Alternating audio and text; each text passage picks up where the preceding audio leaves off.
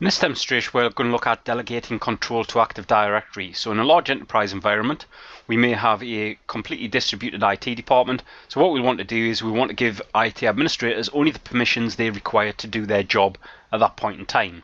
So the first thing we're going to do here is we're just going to create an organizational unit. And in order to do that, I'm going to come into Tools, and I'm just going to go to Active Directory Users and Computers. Next thing to do here is we're just going to create a new organizational unit. So I'll just right click, and what we'll do is we'll just go for new, and we'll go for organizational unit. Next thing to do here, we're just going to call this executives. So what we can see here, I'm going to call it executives, and I've also got this little tick box turned on by default, which says protect container from accidental deletion. Does exactly what it says. If I try to click on executives and try to delete the organizational unit, I'll physically be stopped from doing that until I turn off this tick box. So let's select OK. We've had a couple of users who've been promoted, so what we're going to do here is we're just going to move them from the manager's organizational unit. And the two users that I want to move across here are Carol, and I also want to move across a user called Ewan. So we'll just select the two users. And then if we right click, we'll move them to executives. So we've now moved them across, so let's go back to our executives container just to verify that has indeed happened. As you can see, we've now moved the two users across.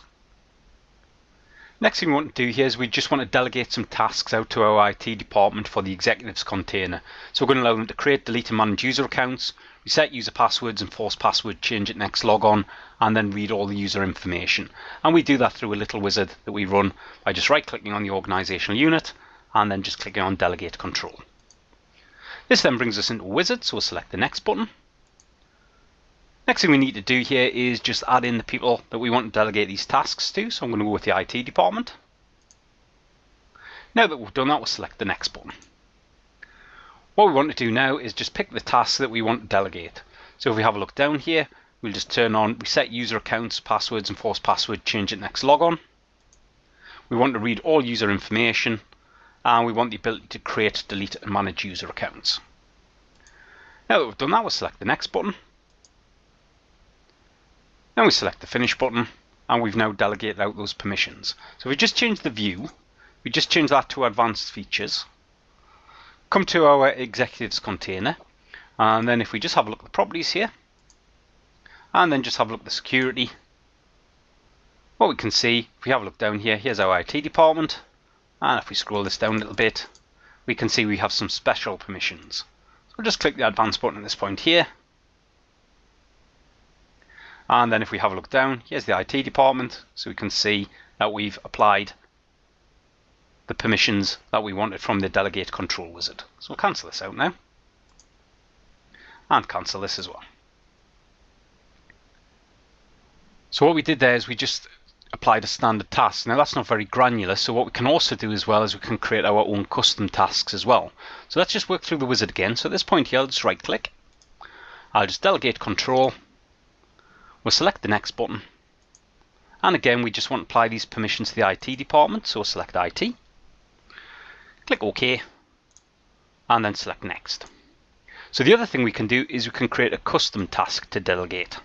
So we'll select our next button at this point here, and what we want to do here is we only want to apply permissions for computer accounts. So we'll select only the following objects in this folder, and we'll go for computer accounts. And we'll allow anybody with this delegated control to create and delete the selected objects. Then we'll select next. Brings us into permissions here, so what we'll do at this point here is we'll just give full control permissions. And select next. And then we'll select finish. And now what we've done is we've created a custom task as well. And that's the end of this demonstration of using Delegated Task Wizard to delegate control out to additional user accounts. Thank you.